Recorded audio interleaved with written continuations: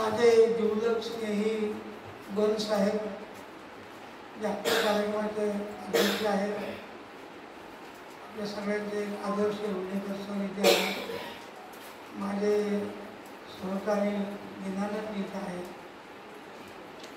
त्या विदर्भाचे अध्यक्ष इफ्तेजीत आहेत आणि सम्राट साहिब आपल्या संस्थेचे राष्ट्रीय कार्यवाह आणि फळिते आहेत. हा जो सगळा प्रवास आहे ज्याच्याबद्दल आपण स्वाभाविकपणे स्नेहापोटी एक सत्कार केला, त्याचा स्वीकार करून केलाच आहे. परंतु विशेषतः नागपूरमध्ये अशा तऱ्हेची घटना माझ्या दृष्टीने महत्त्वाची आहे. ज्या चर्चा झाल्या त्या चर्चेमध्ये अनेक मुद्दे येत राहतात, छोटे प्रश्नही येत राहतात. मी माझ्या जीवनामध्ये एक तत्व स्वीकारलं होतं की जोडून सगळं बरोबर झालं. त्या भक्तवृत्तांच्या प्रश्नाला काय करावं ह्याचं ज्यावेळी साधारणपणे 96-97मध्ये कितीनच मुलींशी माझा संपर्क आला आणि एक पारधी समाज आणि अन्य समाजाचे शिष्टमंडळ त्यांच्याकडे घेऊन गेले आणि त्यातली भयानक अवस्था समोर आली. ते अस्वस्थ झाले, मी अस्वस्थ झाले आणि मला ते म्हणाले की काय करायचं आता, तुम्ही तर राज्यकर्ते आहात, तुम्ही जे म्हणणार काय करायचं ते कोण करणार, तुम्ही आता विचार करा, समाजातील माहिती घ्या, त्यासाठी एखादा तुम्ही ते नेमा. मी त्याचे नाव पण सुचवलं होतं सहज देशपांडे यांचं. ते वैज्ञानिक जगतामध्ये सामाजिक सगळ्यामध्ये खूप मोठे प्रश्न होते. अध्यक्षपदासाठी मी त्यांचं नाव पण सुचवलं होतं. पण त्याच्यानंतर जी समिती नेमली ती माझ्याच अध्यक्षतेखाली. तर मी तपशिलात जात नाही, त्यांच्याशी ती प्रदीर्घ चर्चा झाली. त्या चर्चेनंतर ते प्रश्न आहे. मी म्हटलं की हे प्रश्न सोडवण्यासाठी काय काय करते त्याचा विचार करा. मी भाषणं फार याच्यावर करणार नाही किंवा संघर्ष आंदोलन जे चालू आहे त्याचा मी अभ्यास करत नाही. त्याच्यात जे आउटपुट येईल, त्याच्यात जे क्रीम बाहेर पडेल, त्याचा वापर आपल्या भक्तवृत्तांचे प्रश्न सोडवण्यासाठी कसा होईल हे मी त्याच्या अंतर्गतच त्यावेळी इथे नागपूरमध्ये आलो आणि वाघमारे साहेब आणि ही सगळ्या मंडळींची भेट झाली आणि मग संघर्ष व्हायचं काम त्यांचं काम करण्याचं पद्धत आणि एक रचना, एखादा अभ्यासवर्ग, त्याचा पाठपुरावा, त्याचे वेगवेगळे प्रकारच्या आस्पेक्टचा विचार करणं मला मनाला खूप भावलं होते. म्हणून मी अगदी इन्व्हॉल्व झालो सगळ्या गोष्टींमध्ये. आणि अशी आवश्यकता आहे सामाजिक गोष्टीचा विचार करण्याची. म्हणून त्यांनी जे जे मुद्दे सांगितले ते चर्चेत आले, मी भाषणात अनेक ठिकाणी मागत होतो, ते व्यवहारात कसे आणावे याचा मी आपल्याकडे भाषणं करणारे खूप, आपल्याकडे संघर्ष करणारे खूप, आपली स्वतःची लिडरशिप प्रस्थापित व्हावी म्हणून प्रयत्न करणारे खूप, परंतु समाजाचं हित ज्याच्यामध्ये आहे अशा प्रश्नांना मार्ग कसा सुटतो हे काही फार होत नव्हतं. आणि म्हणून मग मी एक एक गोष्ट आणि ज्यावेळी मला अध्यक्ष केलं त्यावेळी मी सगळ्या महाराष्ट्राचा दौरा केला, 40 सभा घेतल्या आणि जिल्ह्यामध्ये जवळपास 7 जेलला मी भेटी दिल्या. जेलमध्ये भक्तवृत्तातल्या किती मंडळींना कोंबून ठेवलेलं आहे त्याचा मी साक्षी आहे. मग ते मी मध्ये मॅन्युअल आहे, पोलीस मॅन्युअल, त्याच्यामध्ये मग पारधी म्हटलं की तो गुन्हेगार आहे असं म्हणून मग त्याचं प्रशिक्षण पोलिसांना द्यायचं, तो कसा असतो, काय करतो, प्रमुख करतो. मी म्हटलं ही तुमची मानसिकता पहिल्यांदा ते बरोबर नाही. मी हा सगळा समाज एक आहे. चोरी करणं काही एकच पारधी समाज नाही, चोरी करणं सगळ्या समाजातले मंडळ आहे. अर्ध्यातला सापडला की पारधी चोरी करतो, सगळं समाज कसा चोरी करतो. त्यामध्ये सुद्धा राष्ट्रप्रमुख झालेले आहे, क्रांतिकारक झालेले आहे, आणि नाव आपल्याला माहीत नाही, त्याच्या आधारावर ते उभे राहिले. परंतु या सगळ्या गोष्टी आपण बाजूला घेऊ, त्यातला एक एक मुद्दा घेऊन ते काम करायचं.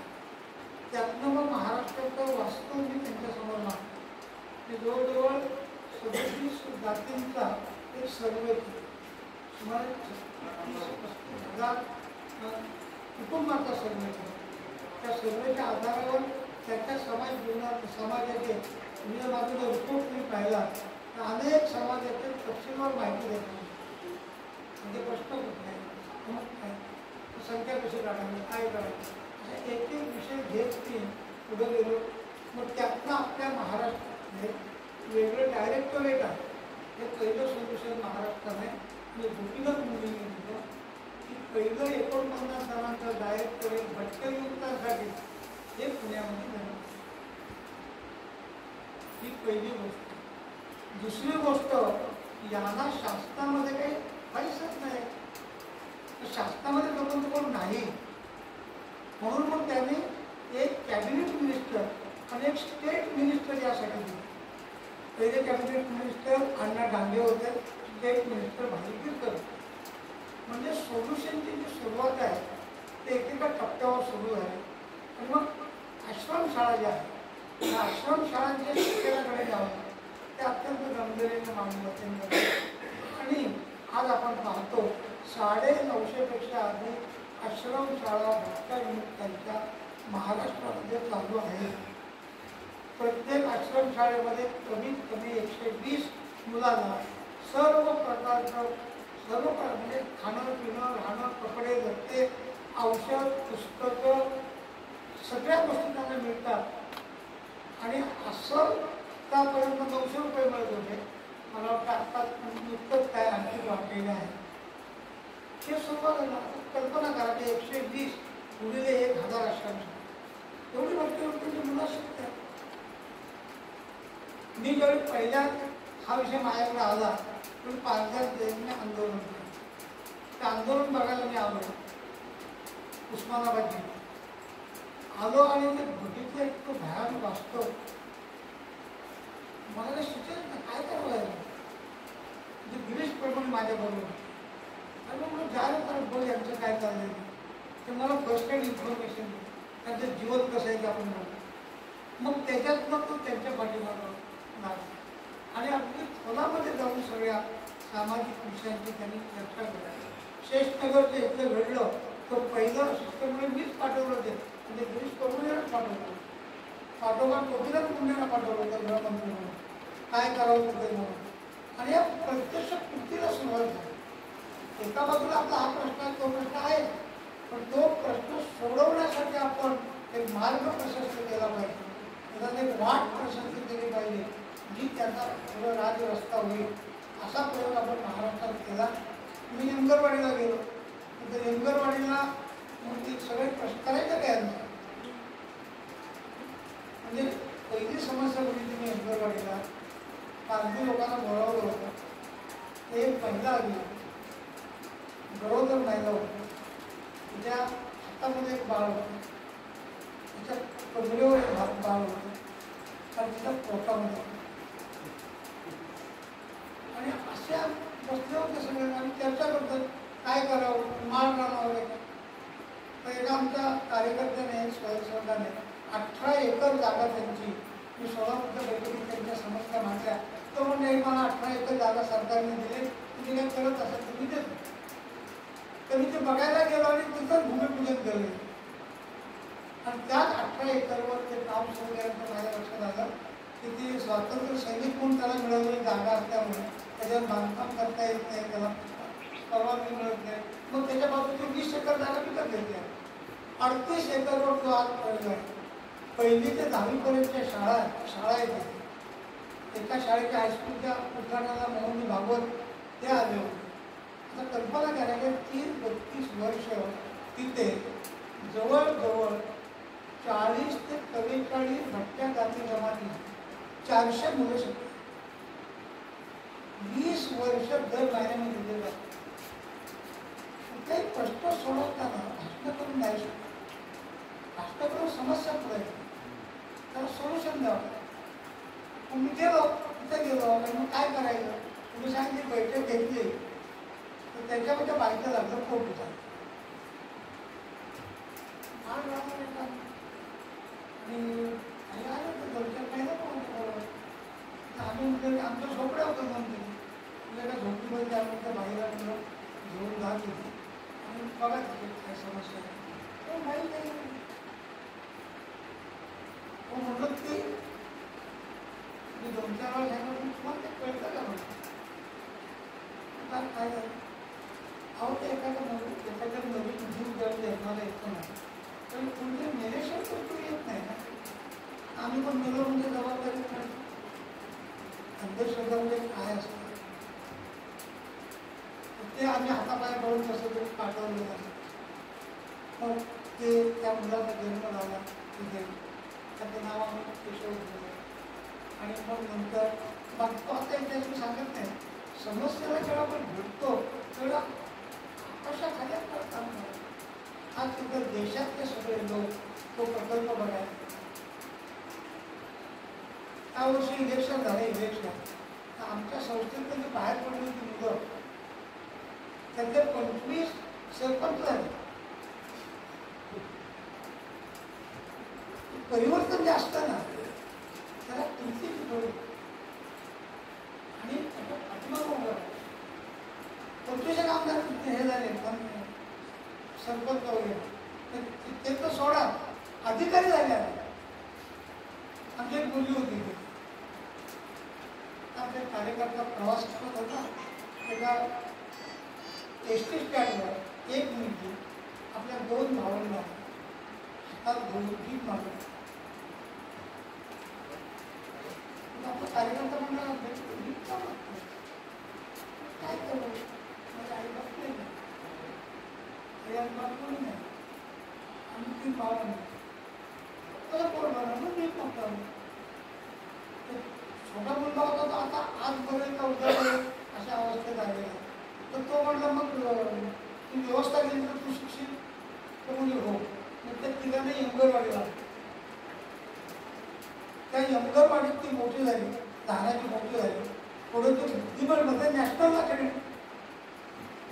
तिथं काय करत होती आणि जो मुळा पांगळा होता आज नव्हतं काय तो डॉक्टर झाला.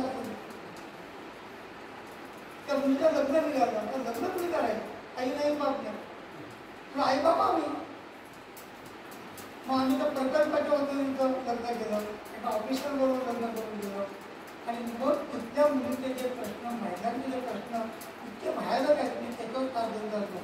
पण जे प्रश्न आले त्याला एक मार्ग आम्ही काढला की आपल्या मुलींना आपण नर्सिंगचं शिक्षण म्हणजे महिलांचे प्रश्न बरेचसे जे आहेत ते कमी होते. मग नर्सिंगमध्ये जवळजवळ 100 मुले आपल्या नर्सिंग झालेले आहेत. त्याचे एक फॉर्टिस हॉस्पिटलमध्ये मध्यंतरी मी एकदा ठाण्याच्या हॉस्पिटलमध्ये काहीतरी प्रॉब्लेम आला फोन केला कोणीकडे आणि मी बरेचसे फोन म्हणजे आपल्या ह्याच्याकडे आठवत असतो पण काही पण आपल्याला करायला लागतं. तर मी म्हणलो अरे काय झालं ते असं त्याला माहिती झालं तर काय करावं मला सुचेल. तुम्हाला आठवण आली त्या रेखा म्हणजे फोन करा तर रेखा त्या हॉस्पिटलमध्ये असा काही मुलांना प्रॉब्लेम करायला काय करू दादा आपल्या वस्तूला ते मुलगी आहे ना तिथे त्या हॉस्पिटलला नर्स आहे म्हणून सांग माझा दररोज सांग अमुक अमुक केस आहे. तुम्ही त्यावेळी कृती करायला आणि प्रत्येक गोष्टीला उत्तर करण्याचा प्रयत्न प्रत्येक गोष्ट जी समस्या आहे शेकडो प्रश्न असे आहेत की त्या प्रत्येकाला तुम्ही उत्तर काढण्याचा प्रयत्न आणि त्याचा काही ना त्रास होतो काही काही मिळत नाही आणि प्रश्न इतके भयानक असतात त्या सगळ्या समाजामध्ये. आणि हा ज्यावेळी जीव माझ्या डोळ्यासमोर आला त्यावेळी महाराष्ट्रात फिरताना माझ्या लक्षात आलं की महाराष्ट्रामध्ये जे लोक आहेत ते विदर्भातून आले म्हणजे आता विदर्भात पण त्यावेळी महाराष्ट्र एक होता पण मध्य प्रदेशातून आले वरून राजस्थानमधून आले गुजरातमधून आले कर्नाटकातून आले आंध्रमधून आले असं सगळं म्हणजे महाराष्ट्रात भेटले मला लोक. म्हणून मी त्यावेळच्या गृहमंत्र्यांना भेटलो आडवाणी. मी आडवाणींना म्हटलं हे बघा की हे महाराष्ट्र तुम्हाला नेमकं आहे मी अभ्यास केला आहे पण हा जो प्रश्न आहे तो महाराष्ट्रापुरता नाही हा देशव्यापी प्रश्न आहे. तुम्ही एक देशव्यापी याच्यावर काहीतरी विचार केला आणि मी निवेदन दिलं माहिती सांगितली ते म्हणजे मला तुझं म्हणणं मान्य आहे. मी प्राईम मिनिस्टरशी बोलतो म्हणजे अटल बिहारी वाजपेयी प्राईम मिनिस्टर होते. तर बोलण्याचं लक्षात आलं कारण त्याच वेळी लाल किल्ल्यावरनं 15 ऑगस्टला त्यांनी घोषणा केली भटके विमुक्त आयोगाची. तर मगाशी मोतीलाल नाईक यांनी नाव सांगितलं, त्याची घोषणा केली. म्हणजे प्रश्न आपल्या समोर आला महाराष्ट्राचा, तो महाराष्ट्राचा नाही देशाचा आहे. मग तो देशाचा कोण सोडवू शकतं? देशाच्या गृहमंत्र्यांना भेटले, त्यांच्याशी संवाद केला, ते प्राईम मिनिस्टरशी बोलले आणि आयोग सुरू झाला. म्हणजे नेमका आयोग आहे, ज्ञानबाद काम केलं होतं नेमक्या आयोगाने. खरं म्हणजे माझ्या आयोगाची गरज नव्हती, एवढं चांगलं काम काही कमतरता आहेत त्याला, पण केलं होतं. पण ते 6 साली त्यांनी दिला तो रिपोर्ट आणि 8 साली दिला, 14 सालापर्यंत काहीच केलं. त्या म्हणता काय करणार अलीकडे राजकीय विषयांनी नाही करत आहे, पण ते झालं नाही. मग एक कमिटी बसवली नरेंद्र जाधवांच्या 1 सदस्यीय कमिटी. मग त्यांनी काही रिपोर्ट दिला, मग यांनी निष्कर्ष काय काढला, आम्हाला असं वाटतं की अजून एका आयोगाची गरज आहे. त्यांना वाटलं मला काही कळलं नाही, काहीच अभ्यास केलेला नव्हता. असं काही राजकीय करणं काय राजकीय ते मला माहीत आहे, ते मी काही इथं सांगत नाही. किती अंतर्गत चालू असतं. त्या रेंजेचा आयोग, रेंजेचा चांगला आयोग, तो जाळून टाकू म्हणून लक्ष्मण मानेने जाहीर घोषणा केली जाऊन टाकलं. का तर त्याला अध्यक्ष केला, तर ह्याला अध्यक्ष व्हायचं. कल्पना करा तुम्ही, ज्या माणसाने इतका परिश्रम करून माहिती गोळा केली, त्याच्या एका क्षणात गेलं सर. हे माझ्या लक्षात होतं काय प्रॉब्लेम झाला. तर त्याच्यात मला त्रुटी लक्षात आली त्या आयोगाच्या, की 7 ते 8 राज्यामध्ये ते गेलेले होते. जास्तीत जास्त 9 राज्यामध्ये गेले, 36 राज्यात आपल्या देशाला. आणि जेवढे माझ्याकडे आयोग आला त्यावेळी मी पहिला निर्णय केला की देशाच्या प्रत्येक राज्यात मी जाऊ. तर माझ्या भटकंती समस्या सगळ्या ठिकाणी काय ते मला बघायचं. मग सगळ्या राज्यामध्ये मी गेलो आणि मग सगळ्या राज्यामध्ये जाताना मी एक गोष्ट ठरवली की SC STचा ज्या पद्धतीने सगळीकडे चर्चा होते, त्याच्यावर विचार विनिमय होतो, त्याच्यावर आंदोलन होतात, त्याच्यावर बोलके लोक समोर येतात. आपण यांना वाचा बोलली पाहिजे, त्यांच्या प्रश्नांना वाचा बोलली पाहिजे.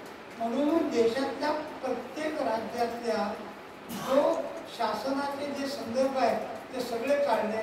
तिथल्या मंत्र्यांना जाऊन भेटलो, तिथल्या मुख्यमंत्र्यांना भेटलो, काही राज्यपालांना भेटलो, संशोधन संस्थांमध्ये गेलो, काही इंटेलेक्च्युअल्स आहेत वाघमारेसारखे असे त्या राज्यातल्या मंडळींना त्यांच्याशी प्रत्यक्ष मुलाखत केली. असं देशातल्या 36 राज्यात गेले. मी स्वतः इंटरव्ह्यूज दिले, टीव्हीला इंटरव्ह्यू दिले, प्रेस कॉन्फरन्सेस दिल्या. त्याची इतक्या गोष्टी सगळीकडे हळूहळू त्याचं वातावरण निर्माण झालं. मग राज्यसभेमध्ये चर्चा घडवली, लोकसभेमध्ये चर्चा घडवली. त्या राज्यसभेत त्या चर्चेने तर ते त्यातली आकडेवारी चुकीची मांडली होती त्याने, पण चर्चा घडली. त्यामुळे मग त्याच्यानंतरच्या कालखंडामध्ये प्राईम मिनिस्टरना बोलायला लागलं. आपल्या एका भाषणामध्ये राष्ट्रपतींनी त्याचा उल्लेख करावा लागला कोविंदनं. म्हणजे एक विषय कॉन्स्टिट्यूशनल प्रमुखापर्यंत आपण तो नेला. ह्याला जे कष्ट लागतात ते मी स्वीकारतो, कारण हे कष्ट नाही तर सुटणार नाही. कारण मी बघितलं देशभरातल्या सगळ्या संघटना आपल्या भटक्या त्या कामापेक्षा आंदोलनावर त्याचा जोर आहे. आणि त्यामुळे आंदोलनात काय मिळतं काय नाही इकडे लक्ष नाही. मग त्याचवेळी जी मांडणी आम्ही करत होतो सगळ्या देशभर, मग एक गोष्ट माझ्या लक्षात आली की देशभर योग्य पद्धतीने माहिती जात नाही. आम्ही काही ग्रुप केले, वेगवेगळ्या विषयांचे ग्रुप केले, आपली एक संस्था स्थापन केली, देशव्यापी एक संघटना उभी केली, प्रत्येक राज्यात एक कार्यकारी मंडळ तयार केले, प्रत्येक राज्याच्या वेबसाईटवर किंवा तुमच्या व्हॉट्सअपवर प्रत्येक राज्याचा ग्रुप आपला आहे. त्याच्यावर एका क्षणामध्ये संपूर्ण देशभर आपले सगळे विषय जात आहेत. आणखी एक्सटेंड करण्याची गरज आहे, पण ते जातात. मग एका अर्थसंकल्पाकडे माझ्या लक्षात आलं की त्याच्यावर आकांड तांडव चाललं होतं आणि सरकारने जे धाडव धरत होते, माझ्या लक्षात आलं त्याचे काही मुद्दे असे आहेत त्यांना आपण अभ्यास केला पाहिजे. मग मी खंड म्हटलं तुम्ही याच्यात लक्ष घाला. आपले काही या क्षेत्रामध्ये विद्वान लोक आहेत त्यांना मी फोन केले की याच्यामध्ये भटके लोक त्यांच्या संदर्भातले काय विचार केलेले असं तुम्हाला वाटतं, काय केलं पाहिजे असं तुम्हाला वाटतं, ते सुरू केलं. आणि मग त्याच्यातनं आम्ही माहिती काढली आणि ती माहिती देशभर आम्ही ठेवतो. मग सरकारने भटक्या त्या गोष्टी केलेल्या आहेत, नाही केलेल्या माहीत आहे, पण केलेल्या गोष्टी या आहेत. मी ज्यावेळी सहज एकदा रिपोर्ट बघत होतो, माझ्या लक्षात आलं की प्री मॅट्रिक आणि पोस्ट मॅट्रिक या भटक्या विमुक्तांसाठी त्याच्यामध्ये स्कॉलरशिप्स आहेत. प्राथमिक शाळा, माध्यमिक शाळा, आणि कुणाला माहीत नाही. मी जिथे गेलो चौकशी करतो, कुणाला माहीत नाही. मग ते जे मुळात त्यांचं सर्क्युलर होतं ते मी देशव्यापी घडवलं. देशभर या संघटनेच्या मार्फत अनिल फडणवीस त्याच्यामध्ये विशेष कष्ट केले आणि देशभर आम्ही फिरवले. म्हणजे भटक्यांचे प्रश्न कुणीतरी मांडून चालणार नाही. मग देशाच्या मंत्रिमंडळात सुद्धा भटक्यांचे प्रतिनिधी असले पाहिजे, असा एक जो सूर होता त्याच्या मी पाठीमागं लागलो. आणि मग माझ्या लक्षात आलं, आपल्याला सगळ्यांची स्क्रुटिनी केली, तर 10 मंत्री यांच्या मोदींच्या मंत्रिमंडळात 10 मंत्री भटके होते. इतकी यादी तयार केली की देशभर पाठवली, ती यांच्या मार्फत पाठवली की हे एवढे मंत्री आहेत, तर त्याच्या भागामध्ये जी मंडळी आहे त्या मंत्र्यांकडून भेटत आहे. तो भटके आहे, कदाचित त्यांना पण माहीत नसेल आपण भटके द्यावं. तर ते भटके उभे राहिले नव्हते, ते कुठल्या ना कुठल्या पक्षाच्या आधारावर असे उभे राहिले होते, पण ते आहेत भटके. मग तो एक आम्ही विषय सुरू केला, ते तिथे भेटतील, त्यांना मग भटके विमुक्त म्हणजे एकदा उमा भारती भेटते. उमा भारतीने एका कार्यक्रमात होतो एकत्र, तर तिचा विषय झाला भटके विमुक्त. त्या लोधी समाजातले आहेत, आम्हालाही माहिती आम्ही कशा मोठ्या समाजात द्यावं. त्या लोधी समाजाचा मोठा आंदोलन आहे, त्याला बोलावलं. मी म्हणतो मोदी समाज विमुक्तमध्ये आहे, दुनियाने क्या होता. मग त्याला समजावं सांगितलं. तिथं साध्य विचार त्याला काय करायचे आहे जागा. पण ज्यावेळी सांगितलं त्यावेळी त्यांनी त्याच्यामध्ये लक्ष घालण्याचा प्रयत्न केला. असं या सगळ्या आपल्या देशभरामध्ये प्रत्येक राज्यामधल्या महत्त्वाच्या गोष्टी, आणि एक मी स्टेटमेंट केलं सगळा देश केल्यानंतर, या देशाचा विमुक्त हा फ्रीडम फायटर आहे आणि या देशाचा भक्ता हा कल्चर सेवर आहे. आणि मग त्याची मागणी केली आणि प्रत्येक राज्यातली अशी मंडळी शोधून काढली. प्रत्येक राज्यामध्ये 10 जण आहेत, 20 जण आहेत, 5 जण आहेत. आणि मग माझ्या लक्षात आलं, राजा रणजित सिंह त्याने सुवर्ण मंदिर बांधलं आणि ज्याने काशीच्या मंदिरावर सोन्याचा कळस लावला ते 700 समाजातले आहेत. विमुक्त समाजाचे तात्याचे ते विमुक्त होते ना, त्या राज्यकर्ते होते. अहिल्यादेवी होळकर असा राज्य, अशी राज्यकर्ते देशाच्या कानाकोपऱ्यात, म्हणजे काशीपासून रामेश्वरपर्यंत, काशीपासून सोमनाथपर्यंत जिथे जिथे आपली मंदिरं उपलब्ध झाले, तिथे प्रॉब्लेम झाले, तिथे तिथे त्यांनी स्वतःच्या संपत्तीतून त्याचं निर्माण झालं. आपल्या लोकांचे पैसे नाही वापरले, स्वतःचे सगळे पैसे वापरले. आणि रामेश्वरपर्यंत मी सोमनाथला एकदा गेलो होतो, तर सोमनाथच्या जाताना विषय निघाला, ते सोमनाथ मंदिर एवढे झालं, कुणी काय केलं होतं का. एक म्हटलं अहिल्यादेवी होळकरांनी केलं होतं, काय केलं होतं. तर त्यांच्या लक्षात आलं की सोमनाथाची सारखी फोडतायत लोक घेऊन प्रयत्न करतायत, आम्ही वाचवत आहोत आणि प्रत्येकाने तो वाचू असं नाही. म्हणून आत्ता जो वल्लभभाई पटेलांचा पुतळा आहे आणि सोमनाथ मंदिर आहे, त्याच्यामध्ये एक अंडरग्राऊंड मंदिर आहे. त्या अंडरग्राऊंडमध्ये एकच माणूस एका वेळी जाऊ शकतो, इतकं पायठाणे आहे. म्हणजे खालपर्यंत गेलो आणि तिथं जाऊन त्यांनी ती मूर्ती त्याचं संरक्षण भटके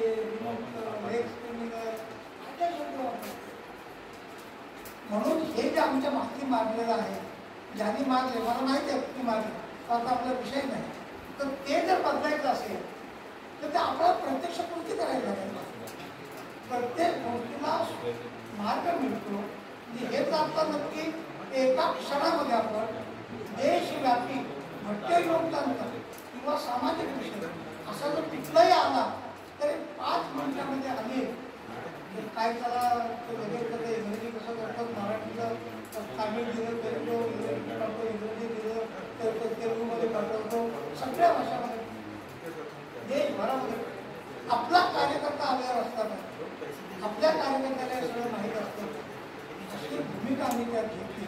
आणि मला असं वाटतं की त्या कामाचा जो परिणाम आहे तो कदाचित सरकारवर झाला.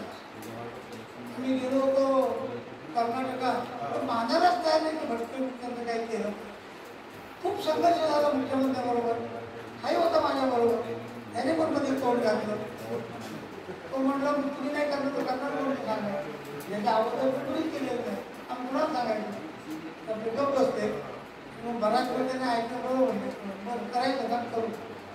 त्याच दिवशी त्यांनी जाहीर सभेमध्ये घोषणा केली महामंडळाने 78 कोटी रुपये त्यांनी त्याला दिले. आणि आता ते सरकार गेलं, हे नवीन सरकार आहे, त्या सरकारने मला आता बसवश्री हा जो पुरस्कार आहे, हा जसा आपल्याकडे महाराष्ट्र भूषण आहे तसा बसवश्री हा राष्ट्रीय पुरस्कार आहे. 10 लाख रुपयाची राशी आहे त्याच्यामध्ये. प्रचंड मोठं बसवेश्वर सरांवर ते मॉडेल देते, ते खूप करतात आणि मुख्यमंत्र्यांच्या हस्ते तो पुरस्कार असतो. तो मला आता दिला अगोदरच्या त्यांनी केलेला का, आणि त्याने का दिलाय मला शब्दप्रयोग केलाय, DNT फायटर म्हणून हा पुरस्कार दिला. हा विषय सगळ्या देशभरात आपण नेला, त्याला कारणीभूत आपण असू, पण त्याच्या अर्थ काम झालं का सगळं बिलकुल नाही. काही ठिकाणी काम सुरू झाले, काही ठिकाणी पाईपलाईनमध्ये आहे, काही ठिकाणी आधी बोर लावावा लागेल. आणि आम्ही सांगितल्या पद्धती वापरून असा एक कार्यकर्त्यांचा वर्ग देशव्यापी एक कनेक्टिव्हिटी त्यांची निर्माण झाली पाहिजे. तरुण मुलांची म्हणजे आडेवाऱ्याचा इतकं काम करतात. तर दिलीप पर्सन आहे, तरुण मुलांचा एक काम आहे, दिलीप फड आहे, असं एक देशभर. तर आमचे अशोक आहे, झाला जम्मू काश्मीरला अपंग आहे पूर्णपणे. चुकून त्याला मला दिल्लीत भेटला होता. दिल्लीत भेटला, त्याने अमर साहेब यायचं आणि सामाजिक विषय अमोल कुमार कळवलं. एक दिवस मी त्याला फोन केला, फोन नंबर घेतला होता. तो भटके मुक्तांचं काम कसं काय जम्मू काश्मीरला काही करेल, त्याला आम्ही त्याला सर्टिफिकेट सगळं जम्मू काश्मीर अपंग आहे, दिल्लीमध्ये असतो. अशी माणसं आम्ही सगळ्या ठिकाणी उभी केली. आणि एखादा प्रश्न घडला आंध्रमध्ये, तेलंगणामध्ये एका महिलेवर होता, आंध्रमध्ये वडार समाजाच्या एका मुलीवर अन्याय झाला, अत्याचार झाला, संघर्ष खूप झाला. तो आला सगळ्या वृत्तपत्रात, माझ्या वाटणं झालं. मी अनिलला फोन केला, अनिल असेल कसा ऊस आणि तिकडे त्या स्पॉटला झाला. आपल्याला बोर्ड मेंबर आहेत पटली, त्यांना मी सांगितलं की तुम्ही तिथे जा. ते गेले तिथे, हे गेले तिथे, सगळं वातावरण बदलून गेलं. सगळे दलित गात्र झालेले भटके मुक्त पुन्हा ताजेतवाने झाले आणि त्याला न्याय तिथे आपण मिळवून दिला.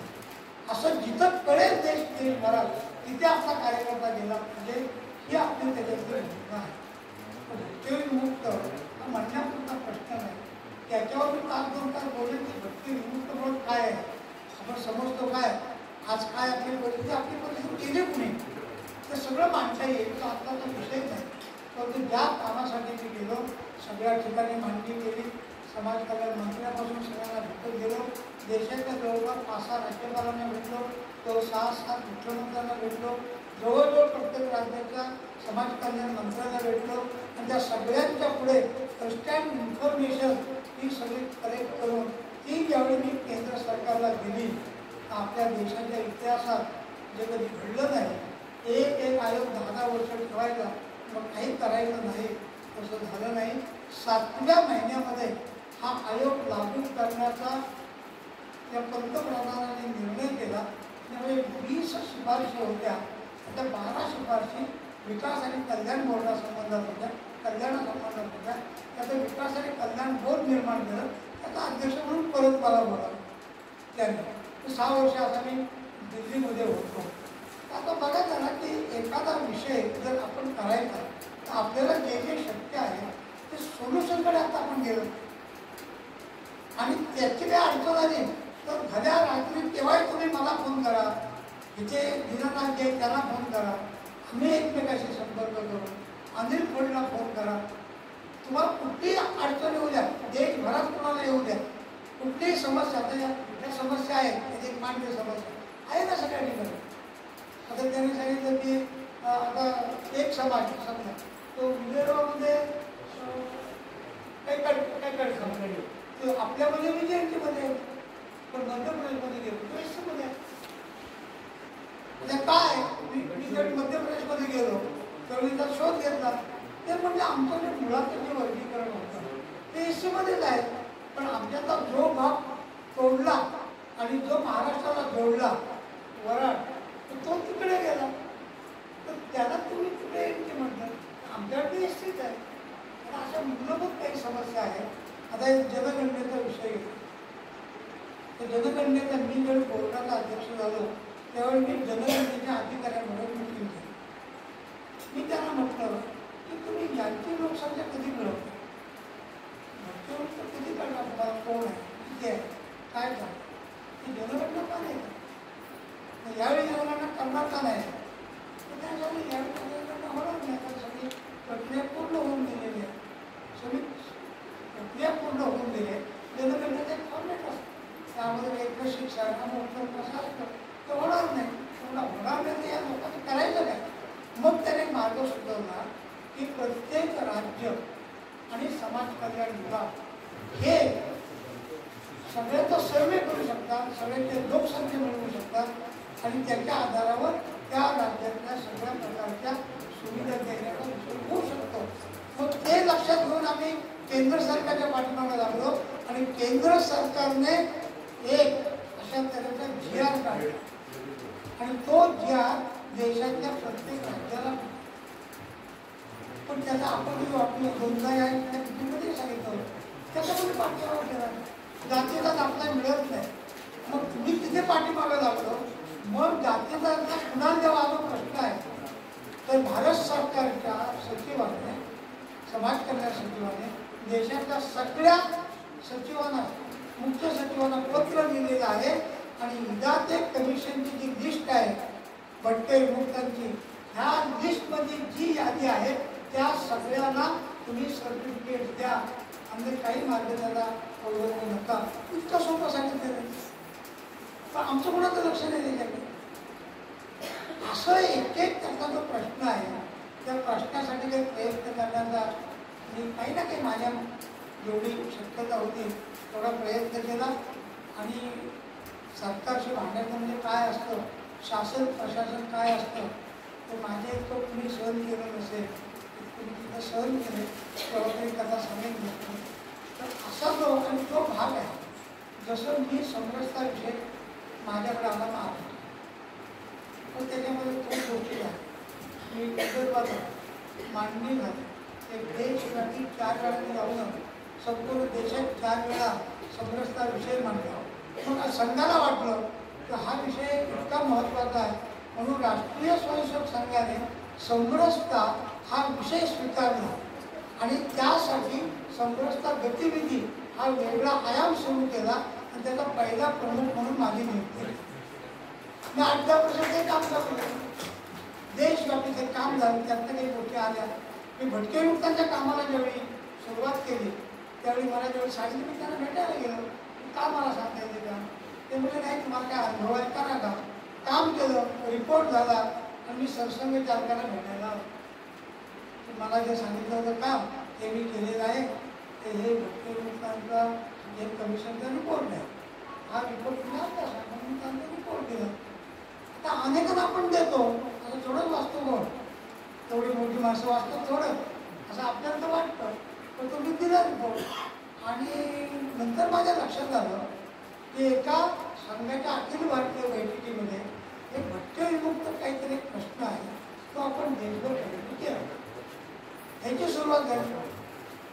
आणि मग एका मीटिंगमध्ये पुढच्या त्या भटके विमुक्तांसाठी संघामध्ये एक स्वतंत्र दुर्गादास नावाच्या एका अधिकाऱ्याला नियुक्त केला आणि भटके विमुक्त हा संपूर्ण देशव्यापी संघाने स्वतःचा विषय केला आणि त्याच्या आयामाची सुरुवात झाली.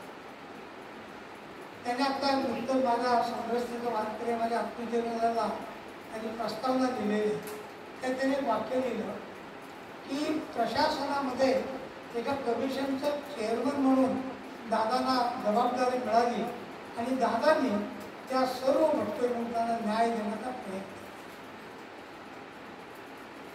त्याने एका बैठकीत सांगितलं.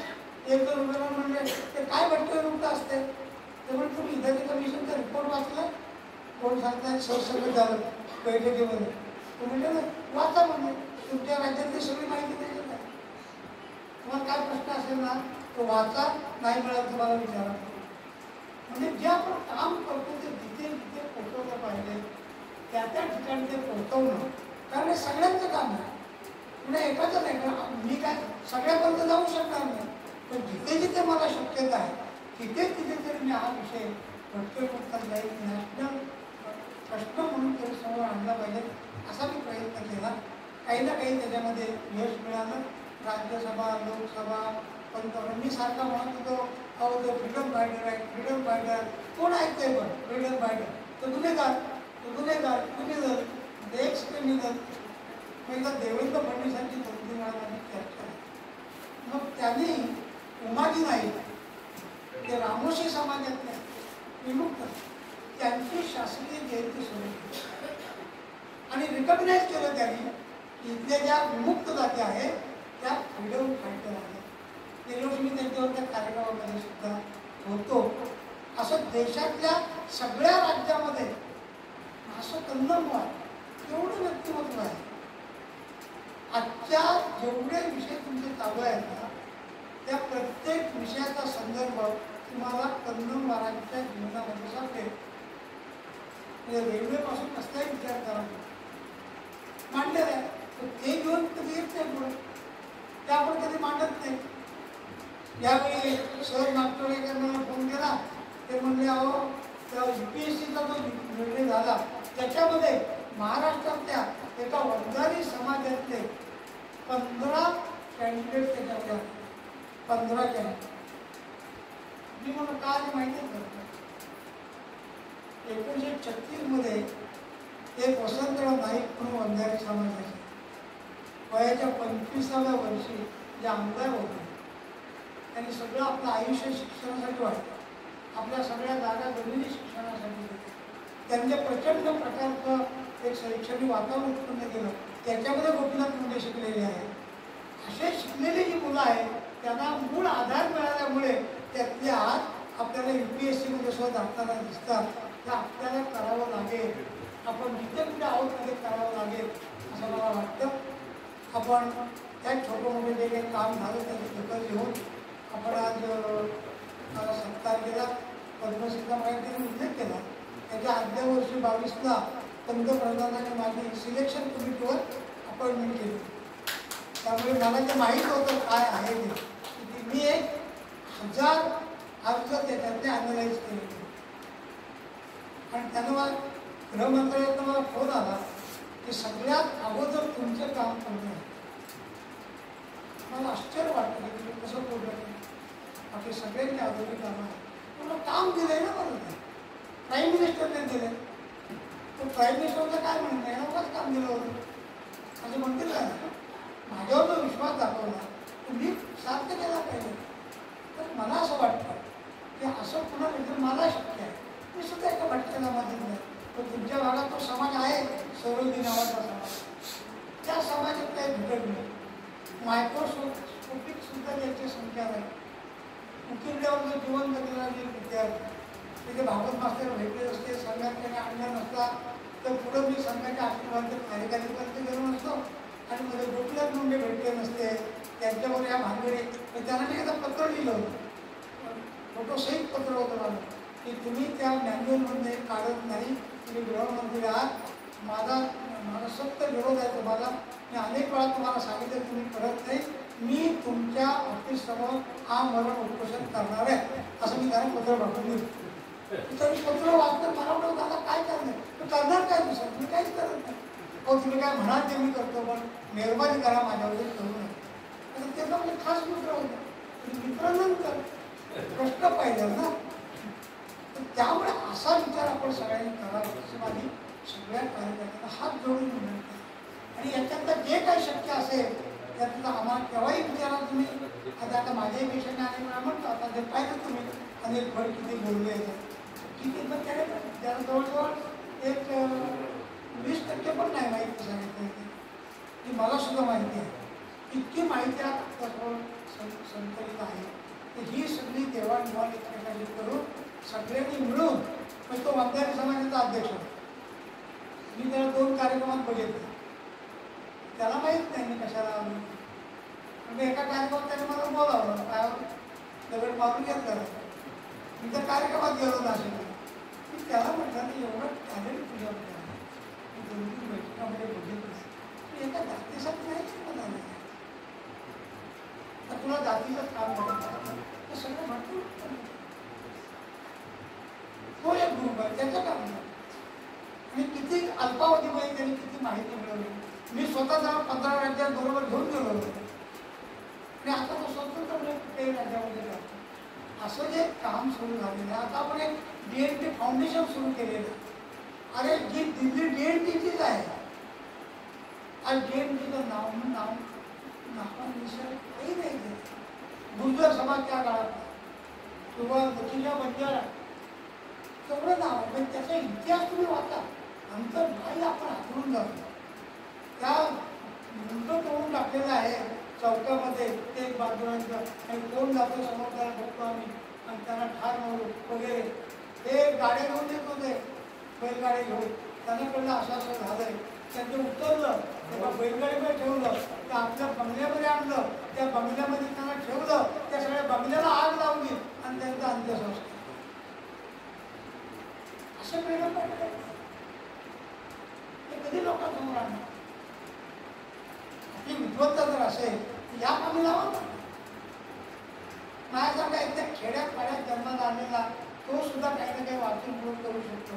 तर तुम्ही इतक्या मोठ्या एलाईट परिसरात राहणारी मंडळी कितीतरी करू शकाल असं मला वाटतं.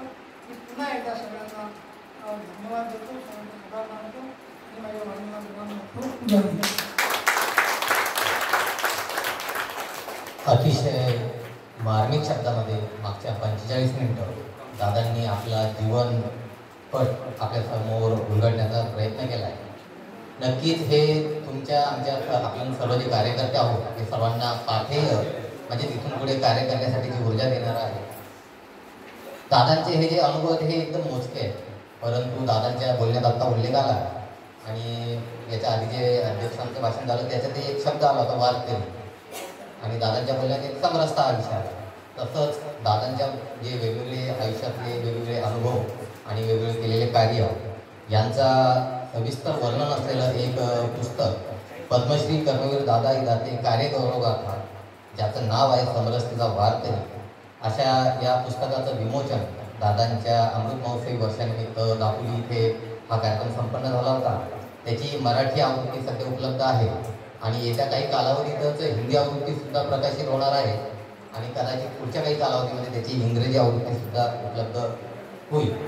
ज्या कोणा कार्यकर्त्यांना दादांना जाणून घेण्याची इच्छा असेल आणि त्या वाचनातून प्रेरणा घेण्याची इच्छा असेल त्यांनी हा समरसतेचा वारकरी या पुस्तकाची नोंद जे विमुक्त गोमंतक जनजाती विकास परिषदेचे कार्यकर्ते आपल्या विदर्भात आहेत त्यांच्याशी संपर्क साधून आपण हे पुस्तक मिळवावं. 370 पानांचं हे पुस्तक आहे. निवडकच अनुभव त्याच्यामध्ये दादांनी शेअर केलेले आहेत कारण की कमी वेळामध्ये सगळं ते काम करायचं होतं. तर या 370 पानी पुस्तकाची किंमत 500 रुपये आहे. तर ज्यांना कोणाला हे पुस्तक पाहिजे असेल, ज्यांना दादांना समजून घ्यायचं असेल आणि ज्यांना समाजाचा विकास करण्यासाठी प्रेरणा हवी असेल त्यांनी नक्कीच आपल्या संग्रही समरसतेचा वारकरी हे पुस्तक ठेवावं ज्याच्यातनं दादाच आपल्याला सगळ्यांना उमगतील समजतील आणि दादांच्या या सर्व कामाची जी प्रेरणा आहे ती आपल्यालाही मिळेल. दादा मी तुमचे खूप खूप आभार व्यक्त करतो की तुमची तब्येत दोन्ही डोळ्यांचे ऑपरेशन झाले, डोळ्यांचा सुद्धा अनेक त्रास आहे, किडनीचा सुद्धा त्रास आहे, तरीसुद्धा देशभर तुम्ही प्रवास करता आणि कार्यकर्त्यांनी हाक मारली की त्या कार्यकर्त्यांच्या हाक्याला ओ देऊन तुम्ही जिथे म्हणाल तिथे तुम्ही उपस्थित राहता. खरंच तुमचं संपूर्ण आयुष्य हे आमच्यासाठी सर्वांसाठी प्रेरणादायी आहे. तुमचं केवळ असणं हे आमच्यासाठी नेहमी प्रेरक ठरणार आहे, प्रेरणादायी ठरणार आहे. तुम्ही शतायुषी व्हावं आणि आम्हाला सतत मार्गदर्शन करावं ही या प्रसंगी ईश्वरचरणी प्रार्थना करतो. आणि आजच्या या कार्यक्रमाचा शेवटचा टप्पा म्हणजे आभार प्रदर्शन, आणि आभार प्रदर्शनासाठी मी किशोरजी सायगर यांना आमंत्रित करतो. किशोरजी सायगर आभार प्रदर्शनासाठी.